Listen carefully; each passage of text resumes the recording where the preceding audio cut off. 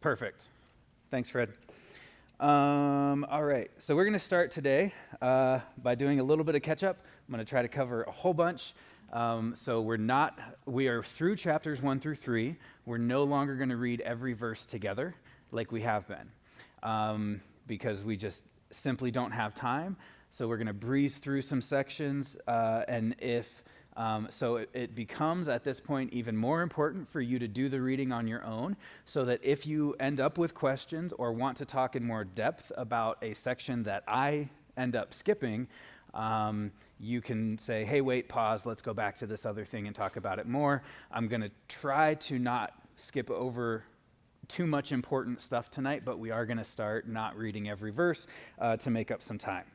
Before we do that, we have themes, and this was actually something I wanted to end last week with. End week 1 with, so this is from 2 weeks ago. So a biblical theme, the way that I want to think about and talk about these things. If you've listened at all to Tim Mackey, the Bible Project guy, he calls this hyperlinks. So like if you put an email address into a URL into an email, how it automatically turns into a hyperlink where you can just go and click on it, it takes you to the website of that URL. The Bible kind of does that same thing. He calls them hyperlinks. I'm going to talk about them as themes. And so what this is themes are words, phrases, or concepts. And these words, phrases, or concepts are usually developed or introduced early on in the biblical story and then referred to by other biblical authors, or sometimes the same biblical author, over and over and over again. And what happens with a biblical theme is it begins to pick up meaning from the previous times it's been used, so that when you see it again, you're not just thinking what the word itself means, but your mind is being drawn back to all those previous uses, and the author is able to express a deeper truth by using a word from earlier in the story. Does that make sense? So words, phrases, or concepts that are repeated and carry more meaning, or sometimes implicit meaning implied from the times that it was used before. So we have seen at this point in the story quite a few biblical themes, starting early on in Genesis chapter 1. We saw, and some of these you're going to be like, oh yeah, that's totally a theme, I'm with you, and others of these just kind of trust me for now, because we haven't gotten to the point where they've been repeated yet. But these ones will, and then as I make this list, this is going to be a living document. If you come to me later and say, hey, why didn't you include this thing? Give me reasons why it's a biblical theme. Show me where it's repeated and help me add to my own list, right? So themes we've seen so far: light and dark. Obviously, this comes up early in Genesis 1. You're going to see it repeated all over the place. And one of the first ones that comes to mind is John chapter 1. Jesus is the light of the world, and darkness could not overcome it, all these things, right? We saw at the end of Genesis chapter 2, the man and his wife were naked, but they were not ashamed. And then when they sinned, they had to make the covering.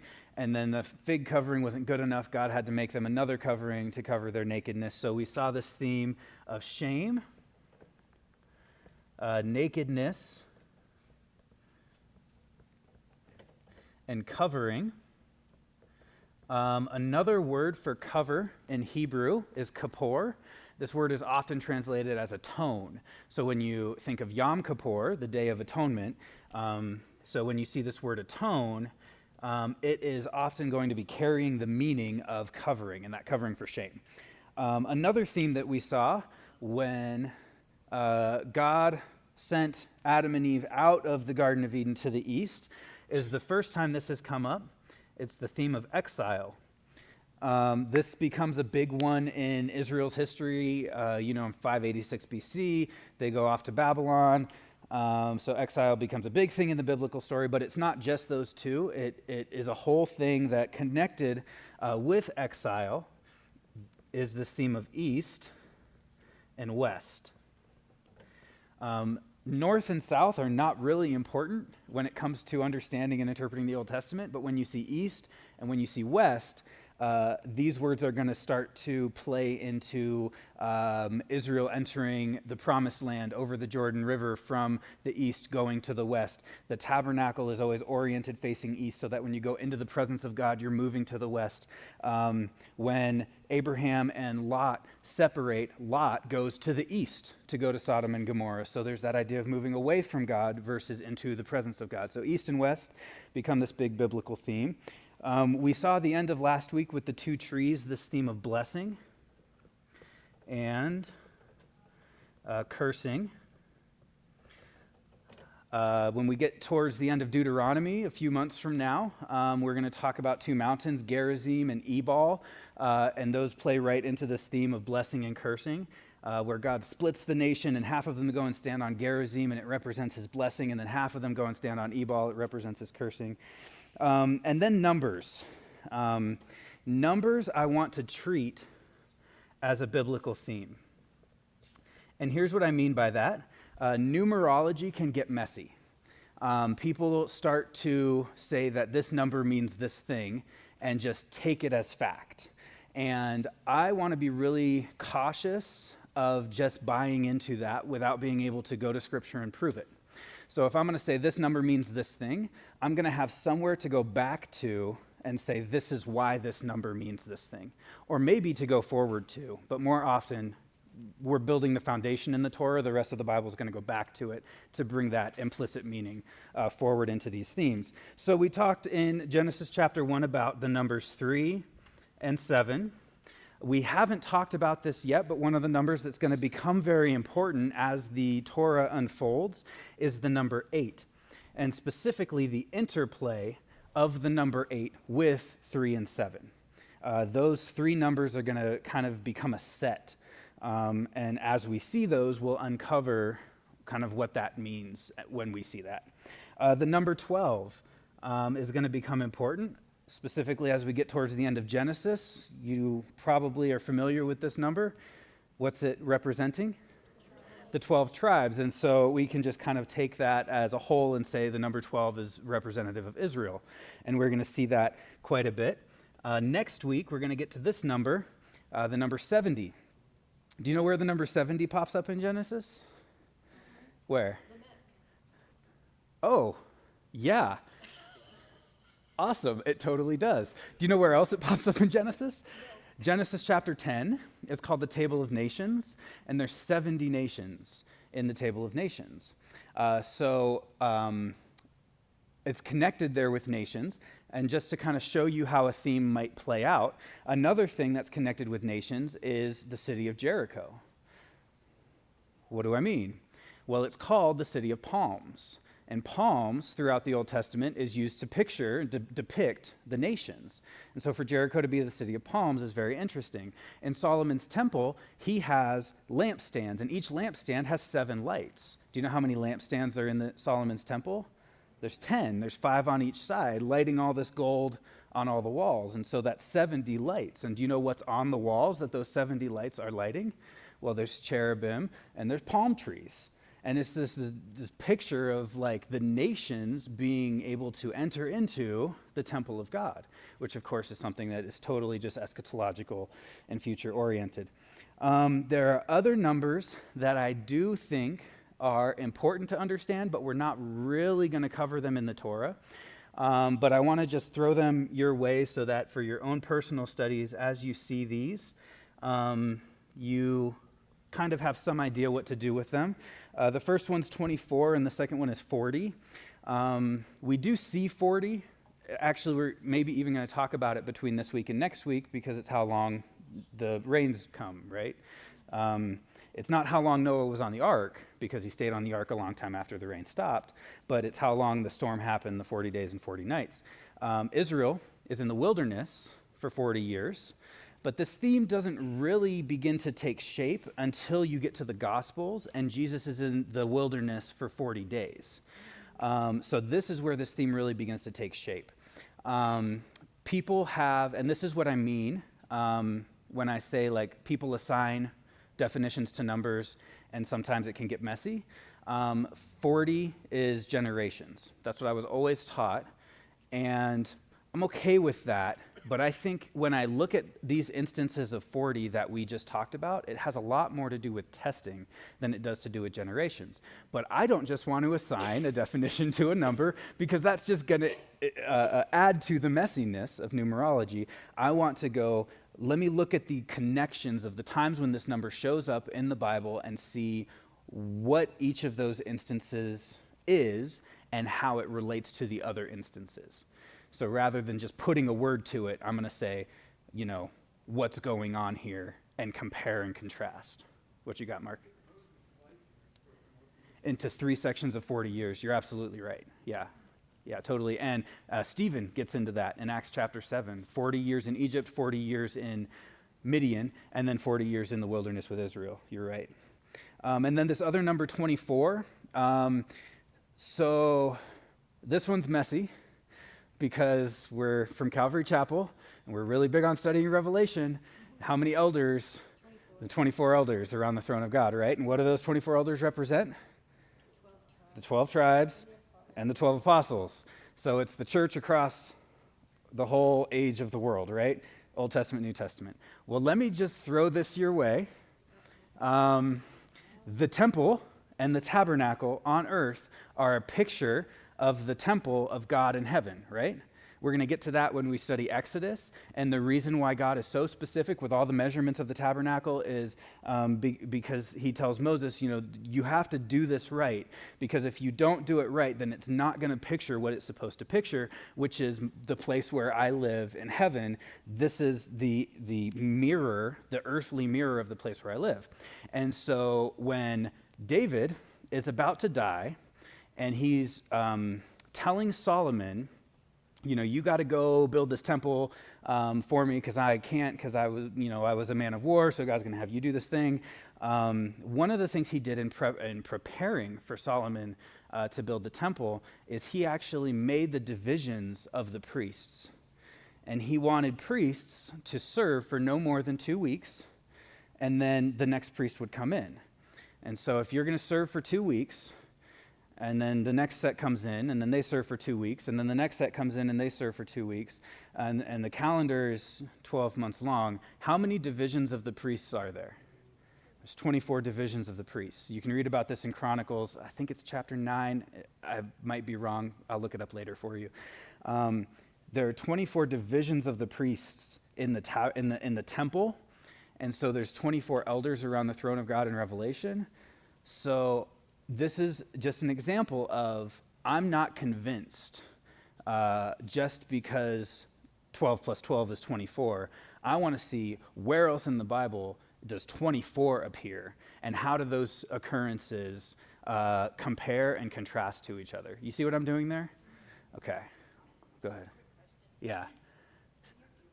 Mm-hmm.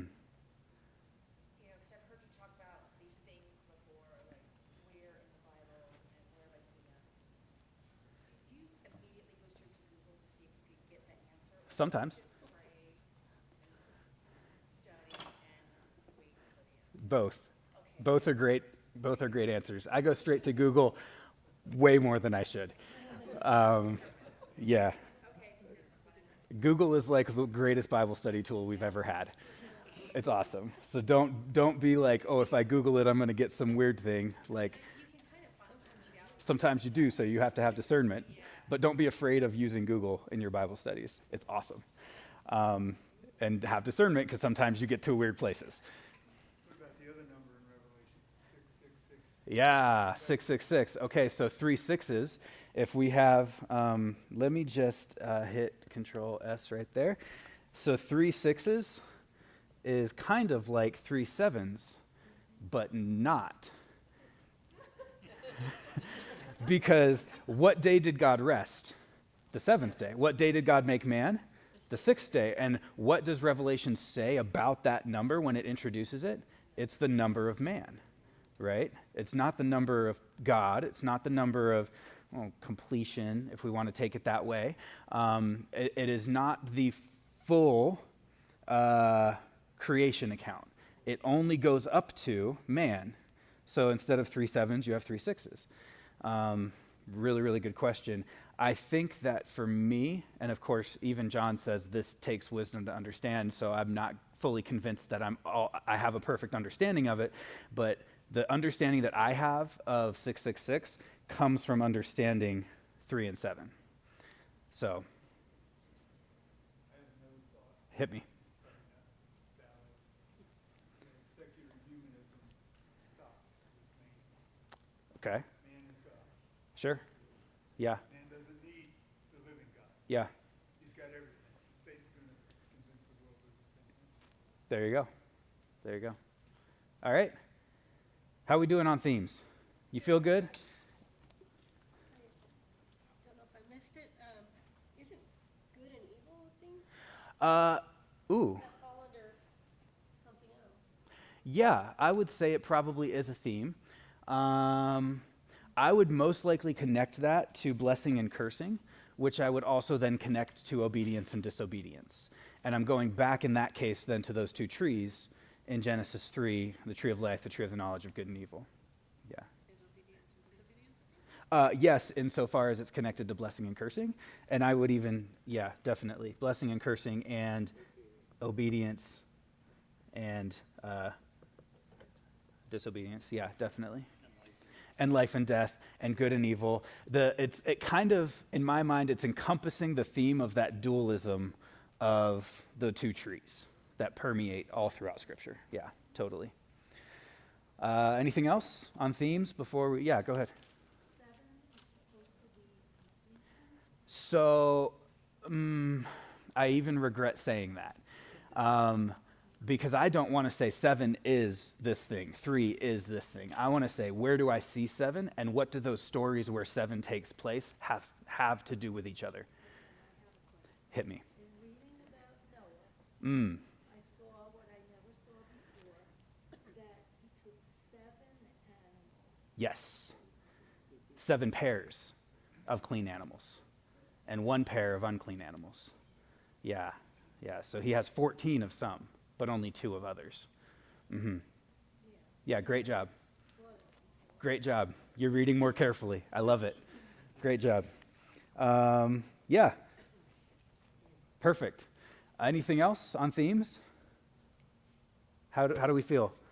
Some of them you may be like, I'm unclear on this. That's because we haven't hit those repetitions yet, and I think that you'll see that we will. And then those 2 in parentheses I put over there because we really don't see those repetitions in the Torah, which means that we're not really going to be discussing those in detail here. The other ones we are. Sound good? Okay. That takes us to Genesis chapter 4. And y'all did your reading in what's his name, Johnson's book.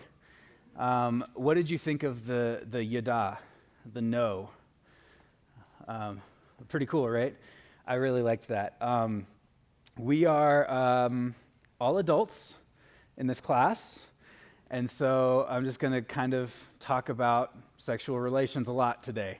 I hope that's cool, because we're dealing with how Adam and Eve were fruitful and multiplied. But then we're also going to talk about Nephilim, which is like one of my favorite topics. Chapter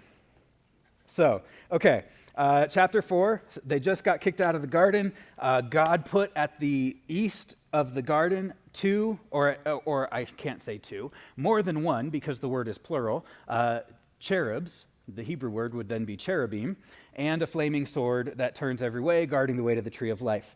Now, Adam knew Eve, his wife, and she conceived and bore Cain. Okay, so remember Genesis 3:15.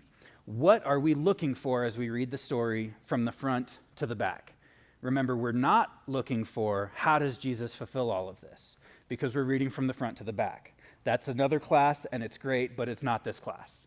What we are looking for, the seed, the offspring that's going to crush the head of the serpent, right? Okay, well, we just got to an offspring of the woman that God was talking to when she said that, right? So what we should be doing, if we're really challenging ourselves to go through the mental exercise of putting what we know in a box and setting it off to the side, we should be going, yes, we just got to the seed. right? That's what we should be thinking. We just got to the fulfillment. The Bible ends in Genesis 4. This is great. Easiest book ever, 4 chapters long. Not quite. She says, I've gotten a man with the help of the Lord, or we can talk about the meaning of names and things. I think he talked about this in the book, so you're there. We don't need to spend time on it. And again, she bore his brother Hevel, which is, I think, really, really interesting because Ecclesiastes is one of my favorite books of the Bible. And the word for vanity is Hevel. You know, in Ecclesiastes, vanity of vanity, everything is vanity. The word is Hevel. It doesn't really mean vanity. That's probably the best we can do in English. But what it's expressing is something that you cannot grab onto, like vapor passing through your hands, right? Like something that is there and then gone. How does that have to do with Abel's life, right? He's there and then he's gone. Pretty neat. Okay. So she bears Abel. Now, Abel was a keeper of sheep, and Cain was a worker of the ground. What did we just learn about the ground? It's cursed. So that's maybe an interesting choice by Cain, isn't it? To say, God just cursed this thing. Well, he wasn't there for it, but presumably he kind of has an idea of what's going on. And at least as the story is written, we have an idea of what's going on. He is making the choice to be a worker of the thing that is cursed. In the course of time, he brings an offering to the Lord, the fruit of the cursed place. And Abel brought the firstborn of his flock and all their fat portions. And the Lord had regard for Abel and his offering, but for Cain and his offering he had no regard. So let's open the box just for a moment. And what does Hebrews 11 tell us about why God regards one and not the other? What? Yeah, specifically by faith. By faith, he presented a better sacrifice. Yeah, so it has to do with faith. We don't get that from this story. If we put that back in the box, we don't get that from this story. He had regard for one and not for the other. In this story, we're not told why, except for the thing that just came before, that the Cain is bringing the offering of the fruit of the cursed place. Hit me. One commentary I looked at actually also pointed out that it does not say that Cain brought the best of. Right. So Abel right here brings the firstborn. So that's a really good point. Cain brings of the fruit of the ground. Abel brings the firstborn. So really, really good point. I don't know where I want to go with that, but it is there. Okay. Cain was angry and his face fell.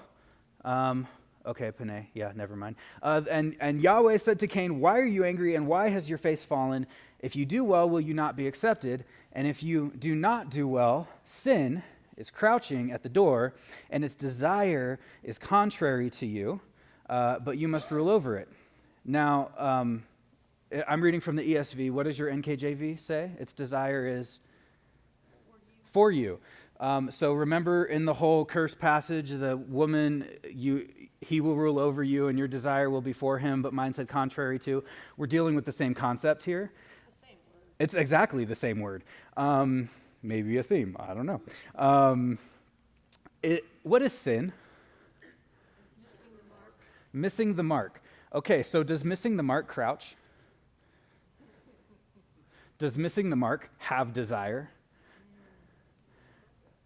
So the idea of sin being missing the mark comes from a passage in 1 Kings whose reference I can't remember, and it has to do with David having the sling and being able to shoot like a flea off the back of a cow or something like that, and without missing the mark, without sinning. And the Hebrew word is hatat, and it's the same Hebrew word. But here, sin is being, you know the word anthropomorphized, right? So like it's being given the characteristics of man, but it's actually not. It's being zoopomorphized, which I think is pretty neat, because it's being given the characteristics of an animal. What animal is it being given the characteristics of?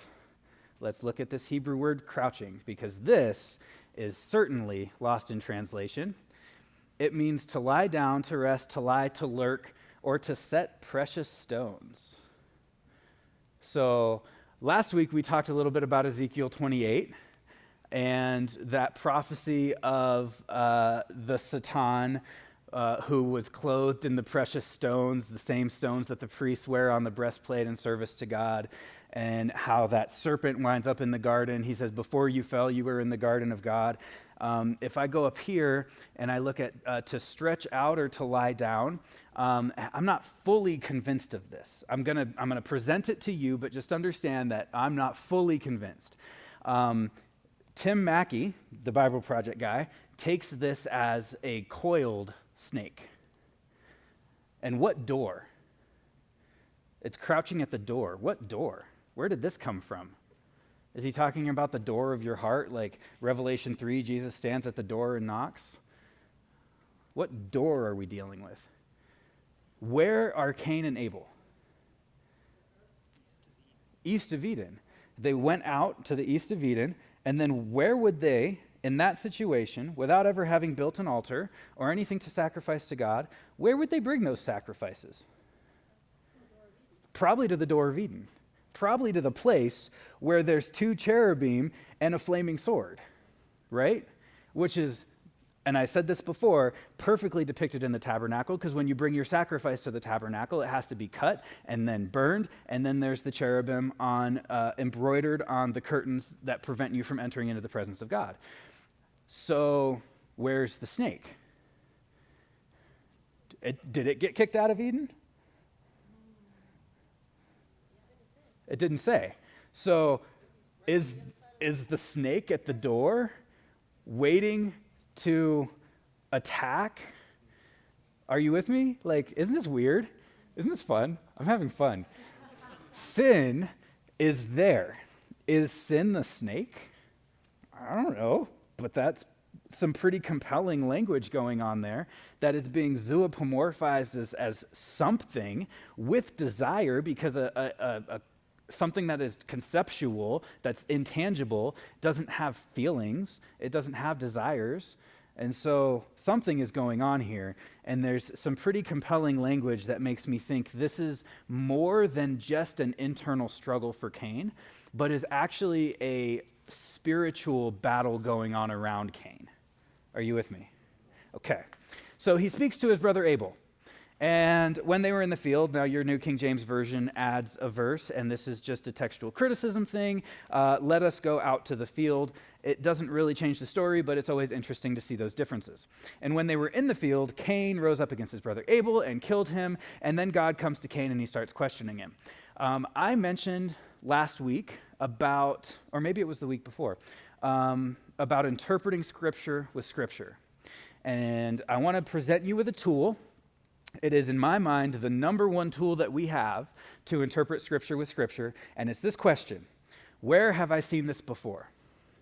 And I've done this so many times that I actually sing it to myself when I'm doing Bible study alone in my office. I'm just going to share this with you, a little bit of vulnerability. I'm reading the Bible, and I get to something, and I go, in my mind, I go, where have we seen this before? And like that is my tool to be like, go to Genesis 1 through 3. So, where have we seen someone commit a sin, do something that God instructed them not to do, and then God comes and questions them about it? It's Genesis 3. Genesis 4 is following the same cycle of events as Genesis 3. The story is mirroring itself onto the next page. Isn't that neat? I think that's so cool. Okay, you can take it sad too. I think it's neat. I'm not Abel, so Abel probably doesn't appreciate this literary device very much.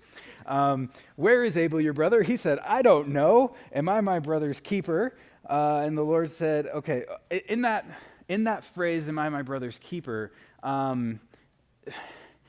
there is this echo, maybe even a hint of an echo of the woman you gave me took the fruit, right? So am I my brother's keeper? And the Lord said, what have you done? And the voice of your brother's blood is crying to me from the ground. And as we continue on in the law, we're going to come across things where people, Israelites, are not allowed to kill an animal just anywhere. Like even for dinner. If you want to eat a sheep for dinner and feed it to your family, it has to be brought to the tabernacle and killed there. And one of the purposes behind that is so that the blood of that animal doesn't just go on the ground anyhow. Because the life, we'll read this when we get to Genesis 9, probably next week, is in the blood. Yeah. It just dawned on me after God asked the question in Genesis 3, and Adam answered him. God said, "Who told you you were naked?" Here he said, "What have you done?" Interesting. So it's much more accusative. Accusative, yeah. Really interesting. Can we just back up a minute? I see your hand too. It says Cain was very angry and his countenance fell. Yes. And then God said the same thing. Why are you angry and why has your countenance fallen? So there are going to be echoes of that statement throughout the Joseph story. Why has your countenance fallen? In Daniel, why has your countenance fallen? It is interestingly countenance. So there's a few ways that you could take this. One is to look at the concept, and one is to look at the word. So the word here for face is pene, and it just means face, like face, right? There's not really much more to it. There's another way to take it, which is conceptual. So when God tells Israel in the Ten Commandments, don't make any images, the word is selim. Selim. You got to have like the t sound on the front. Selim. And in Daniel, Nebuchadnezzar makes a selim, and then Daniel has a dream, and Nebuchadnezzar's like, why has your selim, or sorry, Nebuchadnezzar has a dream, and Daniel goes to him and says, why has your selim fallen? And it's this really interesting play on words about this idol that Nebuchadnezzar built, coming all the way back to the commandment not to make idols. And so do we take that concept and read it into this? I don't really know, but there is something. Exactly. That's what it literally means. But you can go poetically and take it so much further than that, but that is what it literally means, just to have a sad face. Yeah. Talking about taking the animals to the temple to sacrifice them, God always cares for man. He wants them to be safe and healthy. And just having sheep blood and then growing crops in it would cause problems. So I would think that would be like the first thing that he said to keep Right. it safe. Right. There are, Blood goes here. in many laws, there are certainly elements of hygiene, cleanliness, self-protection that kind of permeate the law. Yeah, great point. Great point. How we doing? Good? Okay. And now, you are cursed. So what did God not curse in Genesis 3? Man. He cursed the serpent, he cursed the ground. And now he says to Cain, you are cursed from the ground, which has opened its mouth to receive your brother's blood from your hand. When you work the ground, it will not yield to you its strength. You shall be a fugitive and a wanderer on the earth. What was Cain's profession? What did he decide to do? Farmer. And what could he not do anymore? He couldn't farm. You guys did your homework. And Cain said to Yahweh, my punishment is greater than I can bear. You've driven me away from the ground, and from your face, here we are again, I shall be hidden. I shall be a fugitive and wander on the earth. Whoever finds me will kill me. And the Lord said to him, not so. If anyone kills Cain, vengeance shall be taken on him sevenfold. Avenged sevenfold. I love that band. So if someone kills Cain, God's going to kill that person 7 times. How do you kill someone 7 times? I need to bring him back to life and kill him again. I suppose he could. And Nobody decided to find out. presumably, I don't know. And the Lord put a mark on Cain, lest anyone should attack him. And Cain went away from the presence of the Lord. In what direction did he go? East. He went away from the presence of the Lord to the east. And then he knew his wife, Yada, and she conceived and bore Enoch. So we are coming up on another biblical theme that we're going to start developing we're going to start developing it now, but as we do, you'll see how it even developed before this, but would have been complicated for me to try to bring up before this. Do I still have that's the wrong one. Oh, that's why it's the wrong one. Sorry, I'll be right there. Here we go. Okay. This next theme, and I'm already, oh no, we got space. Okay. Down here, I want to talk about name, specifically great name. And you might, if you have read ahead or you're familiar with the story, you just heard echoes of Genesis 12, when God makes the promise to Abraham, I will make your name great. So, what is going on here? Cain knows his wife, she conceives, bears a guy named Enoch, and he builds a city, and calls the name of the city after his son, Enoch. So who built the city? Cain built the city. Isn't he supposed to be wandering? Why does he settle down and build a city? Well, he can't farm. Let me give you a literary reason behind it. This is completely a sort of pre-echo, I don't know. It's an echo of something that's going to come later in Genesis 11 with the Tower of Babel. They build a city, and they put the name of the man, of his son, on the city, right? So what is the purpose of that city? It's I would argue, it is so that people know that name. So you could say to make a name. It's specifically, you could talk about the disobedience of Cain to not be a wanderer, but to settle down. We'll talk about this more in Genesis 11, but what is the command that God gives? The first blessing even that God gives to man? Be fruitful and multiply and fill the earth. So spread out, right? Don't gather in one place. And then what do they do in Genesis 11? They all gather in one place. And that disobedience is the foundation of the concept of Babylon. Are you with me? Cool. To Enoch was born Irad father of Mehujael, and Methushel, and Lamech, Okay, here we go. And Lamech took 2 wives. Okay, this is the first time that polygamy is talked about in Scripture. I want to address this well. Does it say that it's a bad thing that he took 2 wives? It does not. Is it a bad thing that he took 2 wives? Probably. I agree. Probably. Why can we say probably? Exactly. Because what God's original design was Adam and Eve. Okay?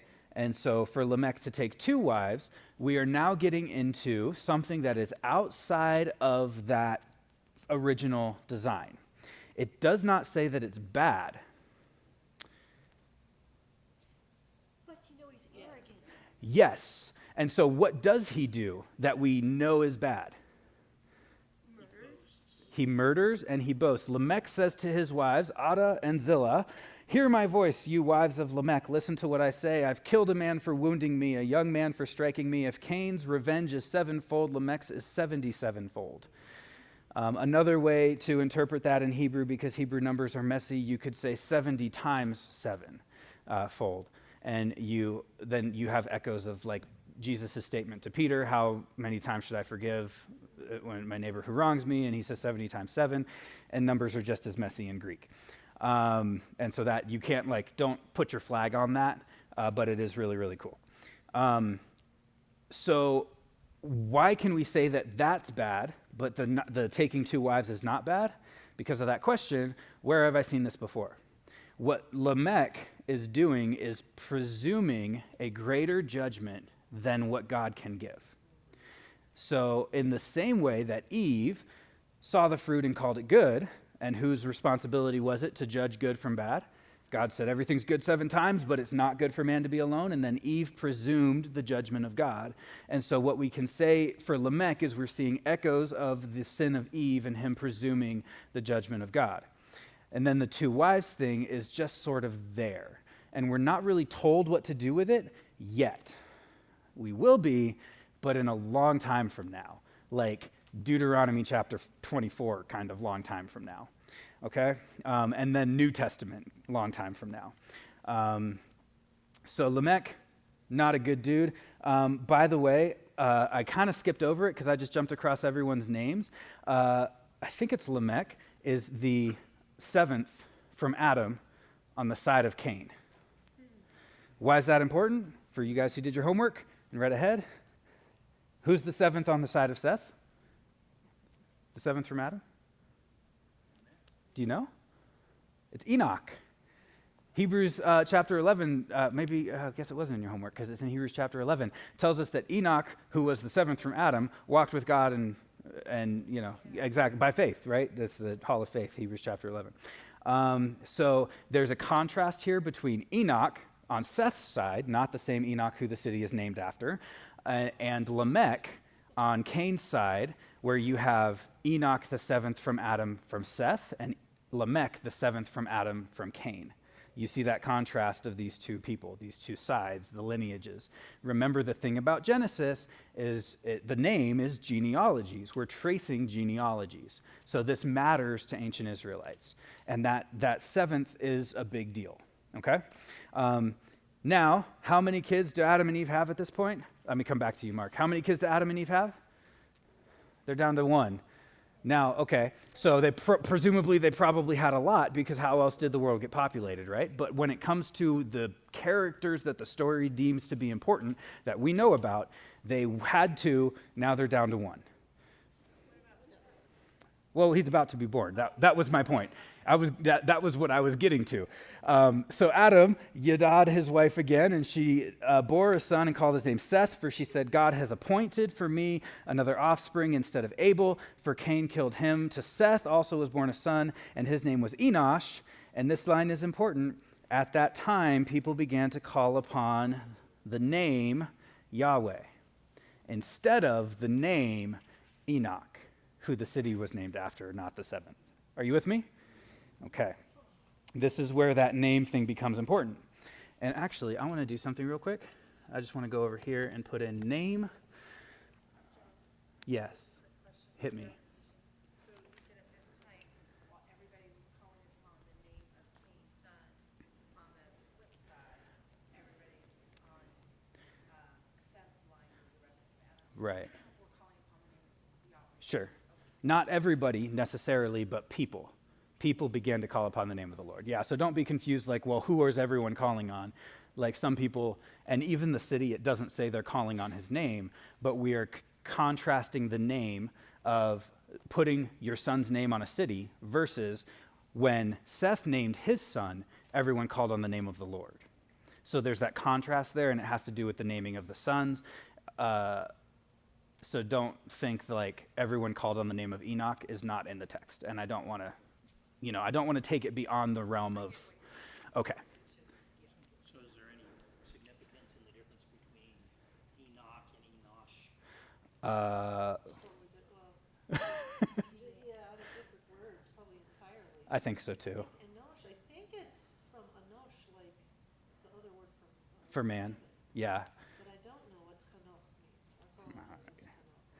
I could look it up real quick, but also Mark's had his hand up for a few minutes, so I don't want to do that and forget about Mark's question. I could be wrong, but it seems like man always knows the Mm. Is there ever a case when the wife knew the man? What is the Hebrew meaning of knowing? Is it like planting a seed? To know? Yeah. It means to know. It is both the word for sexual relations, but also the word for knowing something. So then why couldn't it apply to the wife? I suppose it could. I can't think of an example where it does, but that doesn't mean there isn't one. I wasn't prepared to answer that question. So we're going to skip a lot of chapter 5 because it's genealogy, and most of it we doesn't really bother us very much when it comes to how we understand the story, but there is a couple of things going on in here that we do need to point out. Logos is such a powerful tool. When I search a word in the search bar, if it's connected to the Bible, it highlights that word every time it appears. So I searched the word name. So what you're looking at right now, where you see name is highlighted, it shows up right here at the beginning of the genealogy. And then notice it does not show up throughout the genealogy. It just says this person fathered this person, and this person fathered this person, until we get to the end of the genealogy. And then name shows up again.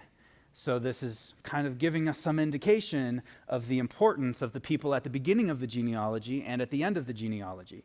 And that the people in the middle, I don't want to say they don't matter, but we don't really care that much about them. So who do we care about in the genealogy? Who is important to that biblical theme of name? It is, first off, this is the book of the generations, right? So there's our Toledot. So we're coming into a new section. When God created man, he created him in the likeness of God.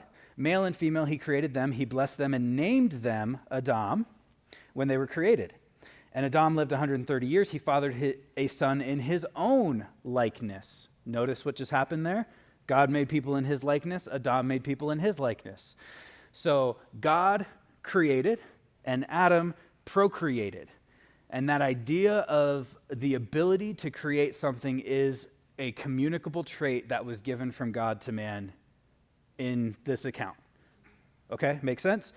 And not only to create, but to do so in his likeness after his image. And then he named him Seth. And then Seth lives, he fathers someone. Enosh, he lives, he fathers someone. We got Mahalalel, Jared, Enoch. And this one is interesting because right here in verse 22, Enoch walked with God after he fathered Methuselah for 300 years and had other sons and daughters. Thus all the days of Enoch were 365 years. Enoch walked with God, and he was not, for God took him. What does that mean? I have no idea until we get to Hebrews, and it gives us some idea. Do you know that there's an extra biblical writing out there? It's called the Book of Enoch.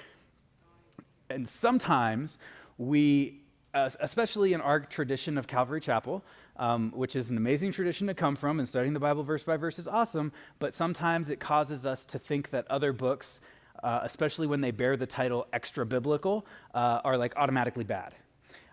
So what I don't want you to hear is I just said extra biblical, we should not read the Book of Enoch. The Book of Enoch was not written by Enoch. It's what's called a pseudepigraphical text, which just means false authorship, pseudepigraphical text. It was probably written sometime during the intertestamental period from the perspective of Enoch, meaning that whoever wrote it, whoever penned it, and we have no idea who that is, wrote as if they were Enoch.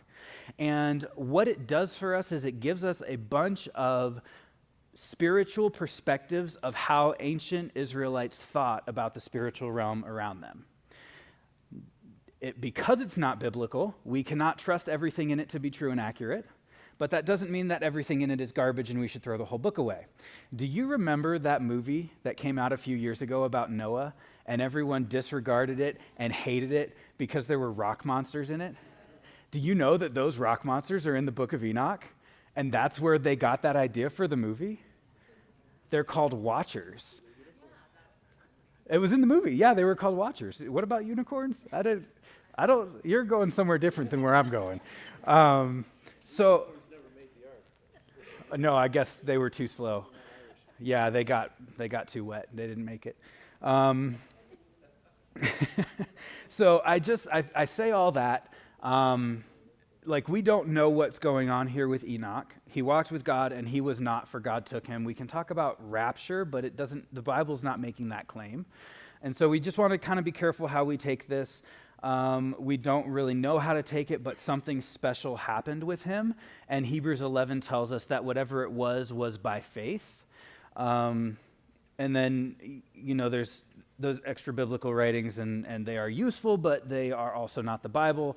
And so we just want to, have an open mind, but also be discerning. Make sense? Okay. And the next guy who we care about his name, Lamech, lived 182 years. He fathered a son and called his name Noah. So remember, this dude fathered this dude, this guy fathered this guy fathered this guy. There's no mention of name. Lamech fathers a son and calls his name Noah, saying, out of the ground that the Lord has cursed. So we're kind of seeing this theme over and over again. The Cain worked the ground, and he was cursed from the ground.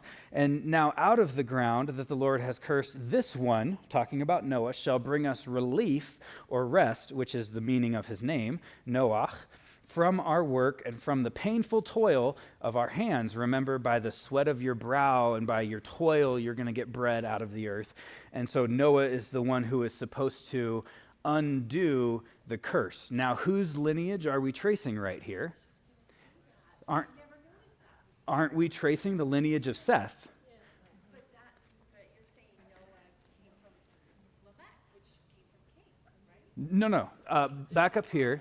Sorry. When Seth, Lamech is the father of Noah, different Lamech than the Lamech on Cain's side.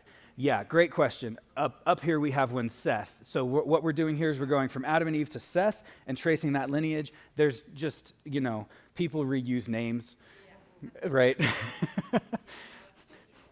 My name is Jonathan. You know how many of me there are? Thanks, buddy. Okay, so call his name Noah. He's going to bring us relief from the toil of our hands. So we're tracing the lineage of Seth. And remember from Genesis 3:15, reading the Bible front to back, what are we looking for? We're looking for the seed, the offspring who's going to crush the head of the serpent and undo the curse. And what we're being told here is that we have found him. We have found the new man, like a new Adam, who's going to be the Adam who does things right as opposed to the Adam who does things wrong, and he's going to undo the curse.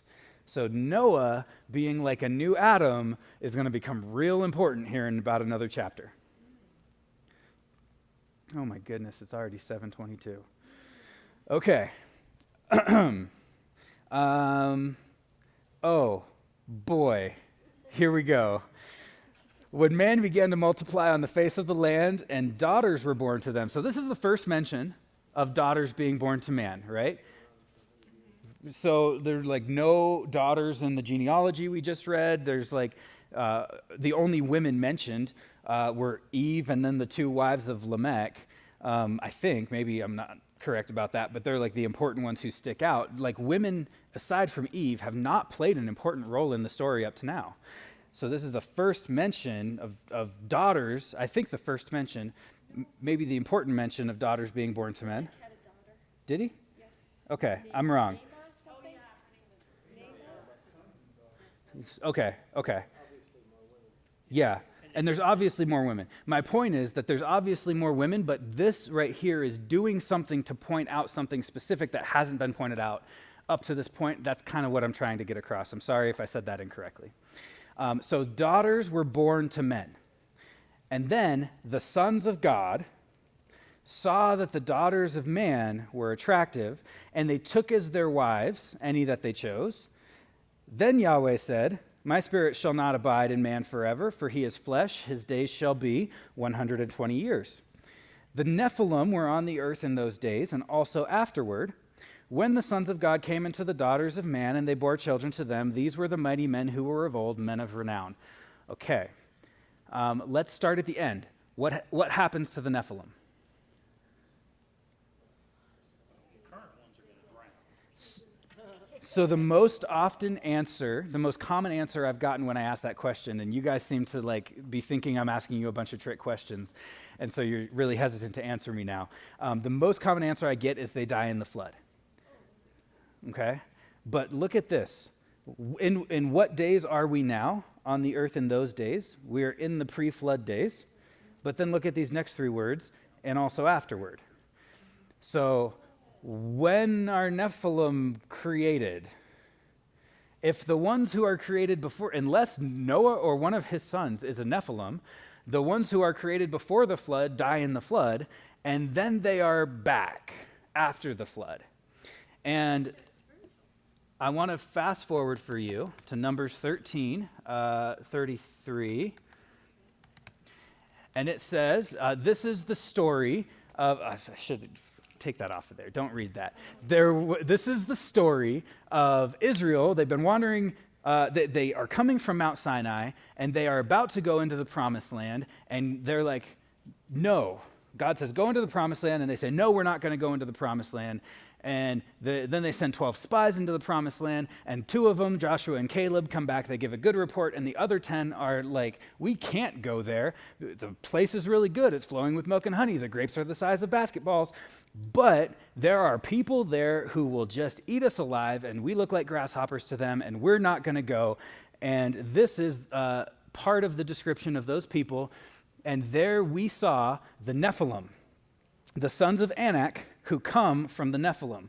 And we seem to ourselves like grasshoppers, and so we seem to them. This is Numbers chapter 13, verse 33. And so there are Nephilim in Canaan when Israel is supposed to be going into Canaan. Tracking with me so far? Okay.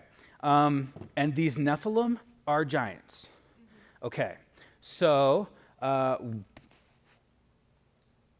how far do I want to fast forward? Well, let's just talk about David and Goliath, right? Or is that what you were going to say? Okay, so let's just talk about David and Goliath. Goliath is a descendant of the Anakim. He's one of these things that is a descendant of the sons of God and the daughters of men that presumably continued to happen until after the flood. And David is anointed. That is the same Messiah, right? He's this pre-type of Christ. I want to pause that thought there, and then I'm going to come back and complete it after we talk a little bit more about this. There are three interpretations of what the sons of God or the Nephilim are that I want to give you, and there are many more out there on top of this. This is a very debated topic, especially for something that is not essential to believing in Jesus at all, but here we are studying the Torah, so we want to get into it. The first one is that the daughters of men are the lineage of Cain, and the sons of God are the lineage of Seth. And one is being attributed to God, and the other is being attributed to man because they are the contrasting lines of the genealogies, and I have a big issue with that. And maybe you do too. Any ideas? Why would they be giants? It's just like there's no physical explanation then for how they're giants. Okay, another explanation, and this is one that is also put forward by Tim Mackey, and if we have time at the end of this week, we'll watch the video. If we don't, we're going to watch it at the beginning of next week, where he talks about the lineage of kings. And the sons of God being attributed to the lineage of kings. And it was very common practice, especially in Egypt, where Israel just came from, that Pharaoh is the son of the gods. Like the reason that a pharaoh is not because he's elected president or anything like that. It's because it's believed that his lineage is having come from the gods of Egypt. And so there's then this idea of the lineage of God being the sons of gods. Excuse me, the sons of God, and then the daughters of man, and then taking them for their wives. Now, what's the problem with that? Why are they giants? Because we're still dealing with men and men, right? So why are the Nephilim big? So let me throw this one out to you. Here's another one. I guess I'm giving you 4. Here's another one, and I know this is where Pastor Matt will take it, and so I do my due diligence. That was a mess of words. I do my due diligence to present this to you because I respect Pastor Matt and his interpretation of Scripture, although this is still not quite where I go with it. He'll take this to demonic possession. So that the sons of God are some sort of spiritual being possessing men and causing them to, forgive me if this is harsh language, I'm just going to use it because we're studying the Bible, and the Bible sometimes is rated R, causing them to take and rape women. And again, my problem with that, unless there's something more than just spiritual possession, but also potentially some kind of physical possession, which I don't completely understand, my problem with this is the same. How are they big? Because then you just, even if the men are not in control of themselves, they're still men. So how do you get giants? Okay, so this is where I would go with this. As far as I can go, and my humble, open-handed interpretation is that these are spiritual beings. The sons of God in Job are angels. Sons of God, Ben Elohim, is a relatively common phrase for angels. In the same way that daughters of Jerusalem was a way of talking about areas of the city that are not in Jerusalem but are on the outskirts of Jerusalem. They were called the daughters of Jerusalem. So like we would say that Centennial is like a daughter of Denver. That's how they would talk about daughters of Jerusalem. And this idea of sons and daughters is like of the class of gods. So these spiritual beings would go and take wives. That's what the text literally says, but I think there's something more going on there. I don't think we're dealing with a good, loving marriage relationship. I think we're dealing with spiritual beings. We might say demons, but that's not quite the Hebrew understanding, and so I don't want to just step into that yet. But spiritual beings taking human women, raping them, and producing offspring. Yep, 2 hands. What do we got?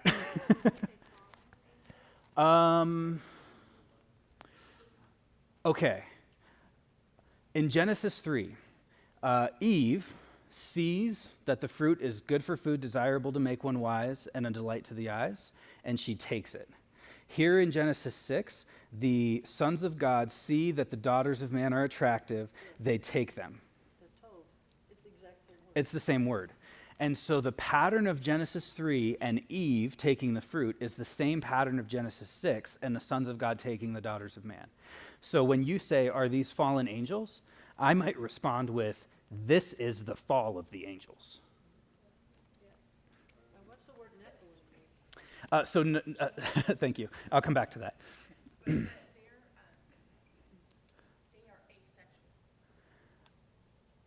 Why do you say that? I forgot why I said that. Do you say that because of Matthew? I know that, but I know that Yeah, do you say that because of Matthew, I think it's 22, where he says, there'll be no marriage in heaven, but we'll be like angels who neither marry nor are given in marriage? Okay. I would respond to that with, I don't think taking wives is what is nice, loving marriage, right? Well, what we know is that they don't marry and are not given in marriage. And so I would ask, is marriage a prerequisite for having the ability? No, but I'm going to go research and I can find it. So there's a lot of hands. I'm going to try to take them in the order that I saw them. So, John, doesn't Enoch, the book of Enoch, kind of talk about this? Yes. Okay. Yes. I've read it. It does, and Jude quotes it. Yeah, about this same passage. Jude quotes the book of Enoch about Nephilim. Yes, yeah. And we're gonna come to that in this discussion, and we're just not quite there yet. I certainly like this the best explanation because the Bible talks about angels. Mm-hmm. Sometimes it's capitalized, so it's a theophany. It's somebody saw Jesus that they talked to him. Mm-hmm. Jesus certainly casts a lot of demons out. Absolutely. People. So we know the earth is full of Mm-hmm. fallen angels. Yes. So, yeah. Nephilim? Yeah, that was what I was going to come to next. So most Hebrew words are made up of 3 letters. This one is made up of NFL. I like that. It means, so you would say Nephal is the Hebrew word to fall. And although they sound similar, that's not how Hebrew and English work. That's just coincidence. Nephal means to fall, like I'm going to fall down, Nephal. When you add the I-M and you use the vowels of a noun instead of a verb, you get Nephilim, which is fallen ones. Well, then doesn't that kind of clinch it? Yeah. I mean, original language doesn't really work in a way that it clinches anything, honestly. It kind of is like, it usually makes things cloudier. Could it possibly be that it's speaking more generally that they were just an influence, like what you were saying using Pastor Max, Mm-hmm. that they were influencing the sons of God to do things. They were influencing them in those days. And also and afterward. Also afterwards, we were being influenced in the days of Jesus. The influencers that were giant at that day were the Pharisees and the Sadducees. Okay. They were influencing society at that time. Today, we have giant influencers, magazines, newspapers, TV, Political radio, influence, yeah. what's that big Google thing? Uh-huh. The internet. Uh-huh. These are giant influencers today Yes. that are still, so the word influencer works all the way through, even through today in my world. Yep. And so it makes sense if there's, when we look at things and we try to find a commonality that works then, afterwards, Yep. and now. So I want to yes and that, because I think that is a fantastic way to understand and apply this passage, but it doesn't explain where the giants came from. And angels, Physically, because you are saying there are giants, right? Giant influencers. But physically, They were fallen angels. I think we're all on the same track, but what did they do? I don't know that they had relationships with women or could. well, here's where I would go. Every culture in the world has a flood story, right? Many cultures in the world also have a demigod story. Think about Hercules, right? Half God, half man. Goliath, he is the demigod story of the Bible. He is this figure of Greek mythology, for lack of a better way to say that. And so you do, I think, when I don't think the Nephilim are fallen angels. I think the Nephilim are the result of half God, half man offspring. So if that makes sense, yeah. And I don't have to be right. No, neither do I. I'm just using trying to understand it myself. Yeah. And I think I mentioned this resource at the end of week 1 or maybe even last week. If this is a topic that really excites you and gets you interested, Michael Heiser's book called The Unseen Realm is awesome. Really, really good stuff on a lot of this, and he goes into deep detail on Nephilim. I just would also say, as with any book, it's written by a man. I'm not going to come to all the same conclusions he comes to. Read it with diligence and be a critic of it, but it is a very, very good book. What did you see, Oh, I was pointing at Will, but go ahead. No, you're good. Go ahead. Go ahead, Petra, and then I'll ask, and then we'll go to Will. I just needed you to repeat what you said you thought the Nephilim were the offspring of. The offspring of spiritual being and human Okay, got it. demigods. Yeah, they are the demigod. They are the Greek demigod, yeah. And I say are as in I'm confident of that, but again, this is my humble, open-handed interpretation, best I can do. Would that be a good kind of counterfeit? I know you're talking about the boxing and putting things to the side. Having look at the devil as doing a lot of counterfeit things. Okay, yes. Is like a fallen angel. Ooh, yeah. Kind of thing. And so you get this counterfeit of this half or sort of God and sort of man, yet Nephilim, and then you have Jesus, who is both Fully God, fully man. Yes. Yes, exactly. So Jesus is like the anti-Nephilim. Yeah. Or reverse that. The Nephilim are like the anti-Jesus. Right. Half God, half man. Fully God, fully man. Let me go a step further with that in the idea of counterfeiting. God created man. And in the fall of the spiritual realm, which is where I'm going to take this, right? Are these fallen angels? I think this is the fall of the angels. The fall of the spiritual realm would then be taking on the role of God to try to create something. But like man, they don't have the ability to just create, but they have the ability to procreate. And so they're taking on, it seems to me like this is an anti-creation account, where God creates man, and then the sons of God create the Nephilim. And what you end up with is the David and Goliath story, where the sons of man, the descendants of man that God created, the descendants of Adam and Eve through the lineage of Seth and Noah, become enemies with the Nephilim for basically the rest of the Old Testament, where Israel is going to be fighting against giants, for as long as the Old Testament history takes us. So, 2 Peter. This is taking a lot of time. I kind of knew it would. I'm having fun. 2 Peter, we're talking about false prophets and teachers permeating the church, entering into the church, and Peter wants to give comfort to his readers that they don't really need to worry about this too much because God is able to deal with false prophets and teachers, and he's going to use 3 Old Testament examples to make his point. I'm going to skip the first one for now so that we understand how he's making his point, and then we'll come back to it. He says, if God did not spare the ancient world but preserved Noah, a herald of righteousness, with 7 others, which would be Noah's wife and his 3 sons and his 3 sons' wives, when he brought a flood upon the world of the ungodly, and if by turning the cities of Sodom and Gomorrah to ashes, he condemned them to extinction, making an example of what is going to happen to the ungodly, and rescuing righteous Lot out of those cities, out of the sensual conduct of the wicked. And then he talks about how righteous Lot was, which is very weird to us as modern readers because we read unrighteousness into the story of Lot, don't we? For that righteous man, blah, blah, blah, blah. Then the Lord also knows how to rescue the godly from trials and how to keep the unrighteous under punishment until the day of judgment. So we're down with the example of Noah and the flood, and we're down with the example of Lot and Sodom and Gomorrah. He rescues a righteous person, kills everyone else. Both of those 2 examples. But what's he do before that? If God did not spare angels when they sinned, but cast them into hell and committed them to chains of gloomy darkness to be kept until the judgment. Give me another example in the Old Testament of angels sinning, and I will run with it. The only thing I can tie this to is Genesis 6, especially because the next thing he says is Genesis 8, and then the next thing he says is Genesis 19.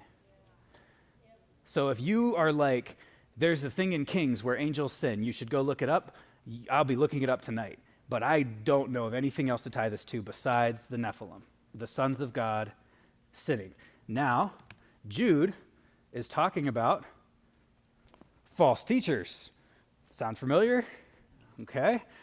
Now, I want to remind you, although you once fully know it, that Jesus, who saved a people out of the land of Egypt, afterward destroyed those who did not believe, saving the righteous, destroying the wicked. And the angels, who did not stay within their own position of authority, but left their proper dwelling, this is where Jude is quoting from the book of Enoch, has kept in eternal chains under gloomy darkness until the day of judgment, the great day. That's like even the same words as 2 Peter.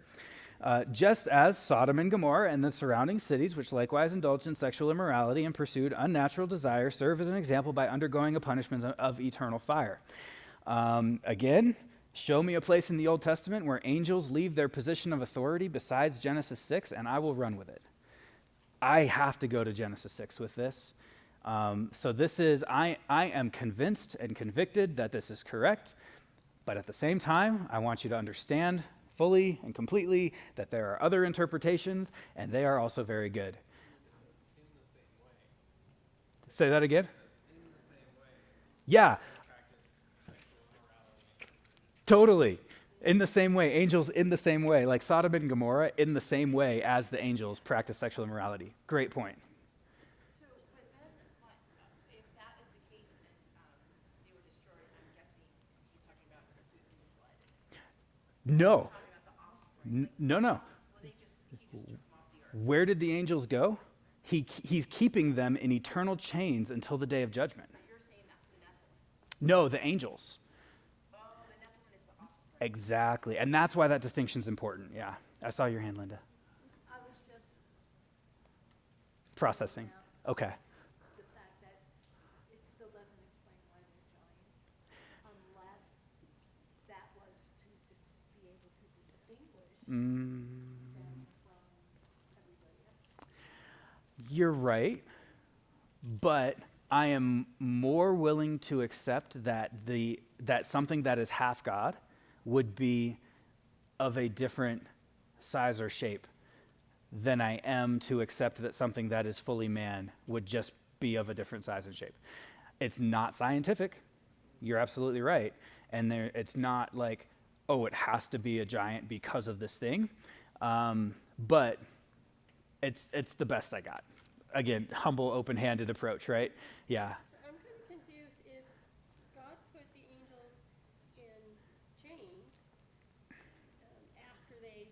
sinned, yeah. sinned, and then he wiped them all the offspring off Yep. the earth. Yep. How did they get out again? When did God put him in chains? Right? Is it between Genesis 6:4 and 6:5, or is it after Genesis 12 or 50, or right? And so it's like, I don't have an answer to that. If I were an archangel, or if I were an angel, a fallen angel, Mm-hmm. and I was going to take a human form, Mm-hmm. I'd want to be big and bad. Yep. Yeah. Yes. I was going to say, this isn't an absolute by any means, but we see in the Bible where when angels do appear, usually people are afraid of them. Yes. And told, like, do not fear. Yeah. Regarded. So perhaps from a physical perspective or how they view them, maybe they are just larger than us. Yeah. Yeah, totally. Absolutely. So what you're trying to say, I think, is that where it says that when Satan fell, he took a third of the angels with him. This is what they did Okay. to fall. Yeah. This was the rebellion. Okay. Yes. Yeah. Yeah. What's the problem with that? It comes after the fall of man, right? So was Satan already fallen when he's in the garden with Adam and Eve, tempting them? Maybe that was his fall, and then this is the third going with him. Maybe, maybe that wasn't when he fell. Yeah, and as I read Ezekiel 28 and Isaiah 14, which are these two passages that are like super prophetic about Satan, like before his fall, the morning star, son of dawn, anointed cherub who covers, covered in the precious stones and all these things, it says you were in the garden of God. And so it seems like before his fall, he was in Eden. Maybe that being in Eden and tempting Eve actually comes before his fall. There's another possible explanation. We're going to talk about this next week. Genesis 10 is the division of the nations, 70, right? That happens when God breaks down the Tower of Babel, which happens in Genesis 11. Those two chapters are in the wrong order. Chronologically speaking, God tears down Babel and then the nations divide. It's not that the nations divide and then build Babel. That doesn't make any sense. Those two chapters are in the wrong chronological order. Could it be that by trying to apply our logical chronology to the pre-patriarchal history of Genesis 1 through 11, we're doing a total disservice to how these chapters were meant to be understood? And maybe this fall of man, or fall of the spiritual realm, is using pictures that we understand and maybe even has some physical track elements, remember physical track, spiritual track, that create the giants later on, but is really describing something that took place a long time before this. Getting kind of weird. You guys okay? That's a big maybe. I don't want to put my flag in that at all. So, this is the other thing that I was grappling with when we were talking, we read in the text that they were put in chains. Yep.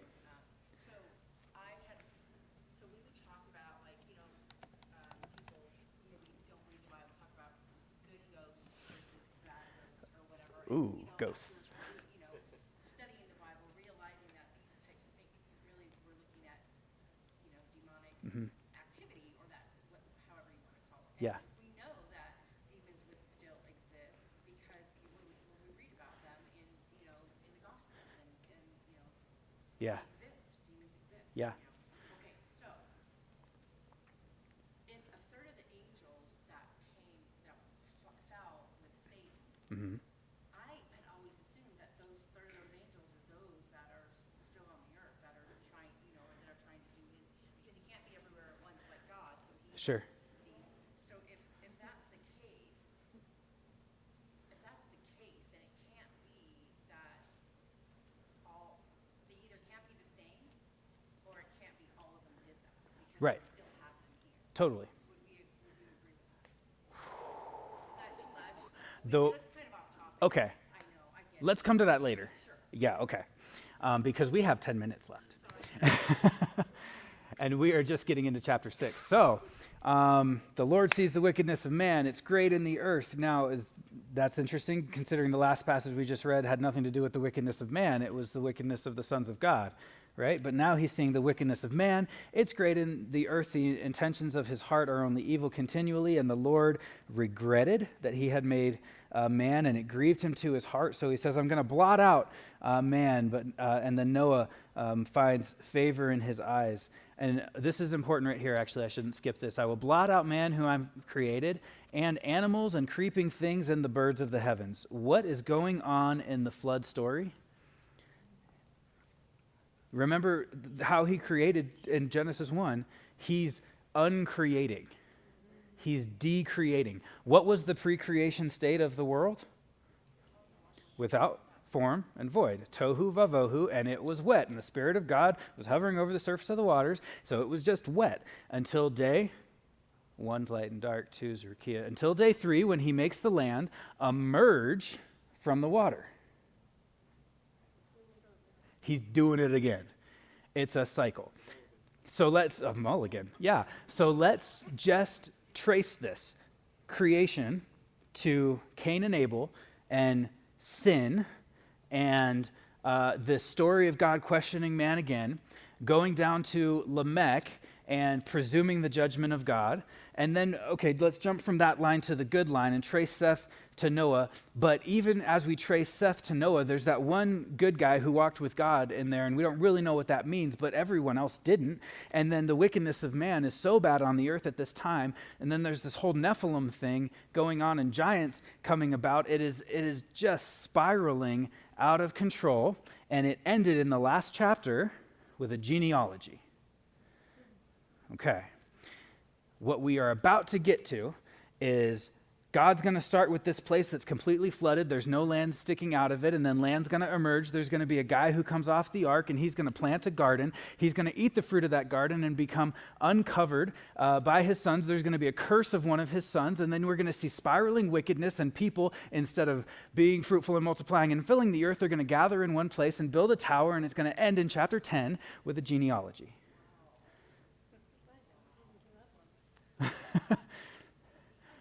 So you would think that Genesis 12 would begin with a flood. If God was going to just repeat the cycle, right? Shouldn't Genesis 12 begin with a flood? He promises not to do that again, right? Okay. But some kind of destruction, some kind of something, destroy the world by fire, destroy the sun and the moon. Well, all of this is actually from Revelation. Send locusts on the earth, destroy it somehow and start over. But he doesn't destroy it. He blesses it, and he brings one man, Abraham, out of the nations, and he blesses him, and he makes his name great. Are you with me? So good. So good. Okay, so Noah and the flood. How many kids does Noah have? What are their names? Yeah, and Shem means, do you know? Shem means name. He named his kid name. Yeah, Jonathan's not sounding so bad anymore. Ham is debatable. Name Hebrew's hard, but we think that Ham probably means black. And then Japheth means like wide-spreading, or God's going to enlarge his territory. So their names are name, black, and large.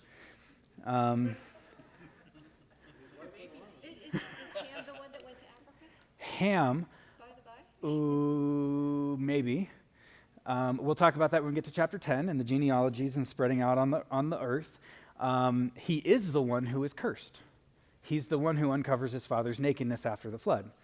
He's the one who went to Africa. We'll get there. Okay, so make yourself an ark. These are all the dimensions. Okay.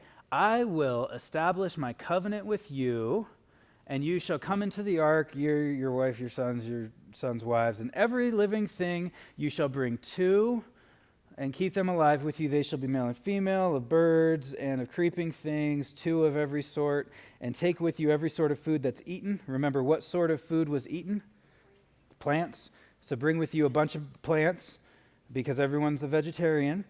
And then maybe, and this is, so that command is still in place. And one commentator, maybe it was Michael Heiser, argued that potentially part of the wickedness of man was that they had begun eating the things that they were supposed to be ruling over. So that the eating of meat became part of the thing that God is punishing with the flood. I don't know if I can really go 100% there with the text, but it's interesting.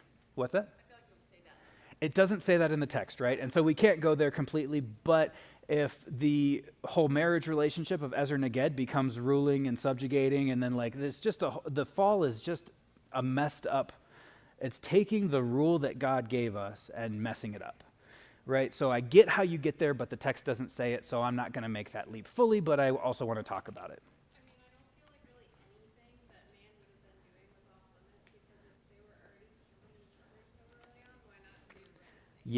Yeah, totally. They're pretty much doing it all, it seems like this. Mark, I see your hand. I have 5 minutes. We have another chapter to get through. Can I just push and then you ask me after? And if it's good, I'll bring it up next week. Thanks. Okay. The Lord said to Noah, go in the ark. Okay. What's the thing I had to cover here? Cities, names, 7, Nephilim, flood. Okay. Noah did everything the Lord commanded him, and he was 600 years old, and his sons, everyone gets on the ark, and of the clean animals, and everything that creeps on the ground, 2 and 2, male and female, went into the ark. And after 7 days, okay, where did I skipped something? Where does it say the 7? Did I skip it? Sorry, I'm going fast and I'm skipping things. 7 pairs, 3, verse 3. Thank you. Okay. Often alive on the earth. So it is, take with you 7 pairs of all clean animals, and a male and his mate, and a pair of animals that are not clean. How does Noah know what animals are clean and what animals are not clean? Because that is not given as part of the law until halfway through Leviticus. Moses knows. So is Moses writing some facts that he understands back into the story of Noah? Maybe. Or maybe there's just some conversation between God and Noah that we're not privy to in the story. Why does he need so many pairs of clean animals? Because when he gets off the ark, he's going to build an altar. And he's going to start sacrificing. And you don't sacrifice unclean animals. You sacrifice clean animals. I'm going to blot everything off the face of the earth. Why save the unclean ones? I think unclean animals still have a purpose. Just because we can't eat them, sacrifice them, or touch them. Lizards are still pretty cool. Yeah. Acts 10 and the sheet coming down and like don't call unclean what I've called clean. Like later on, the unclean animals, we eat bacon. Praise the Lord. Okay, so after 7 days, the flood came upon the earth. So they were in the ark. God closed the door 7 days. Rain fell for 40 days and 40 nights. Okay, I need to get to this important thing, and then we can close. The Lord shut him in. Waters prevailed upon the earth. Everything on dry land whose nostrils had the nashmachai, the face of the ground. Okay, they were blotted out, and Noah was left, and the waters prevailed on earth for 150 days. I think I was looking for something in chapter 8, which means we're going to talk about it next week, because it is 7:59. How are we doing? You okay? Are you starting to see cycles? Are you starting to see repetitions and patterns and biblical themes begin to emerge? One of the biblical theme I was looking for has to do with the numbers 3 and 7. And we're going to see that next week with the raven and the dove that Noah sends off the ark. So let's talk about homework for this week. You can take a picture of this if you like. Whoops, it went away. I will also throw it in the email. Whoa, there we go. That I'm going to send out this week, but if you want to snap a picture of it, you can. Read Genesis 8 through 11. Next week, we're going to finish the pre-patriarchal history. and we'll get all the way through the Tower of Babel. And we're going to talk about covenants, and then read Johnson 7 through 9 in the conclusion, which means we're finishing our first textbook. So you just read a book in 3 weeks. Great job. Sound good? So read Johnson, finish Johnson, read Genesis 8 through 11, and then this is really, we don't really talk about this because we don't have time, but it's really for you to think on, for you to just be constantly processing Scripture, meditating on Scripture throughout your week. Cool? Thank you. Yeah. Charlie, you want to pray for us? Okay. Appreciate it.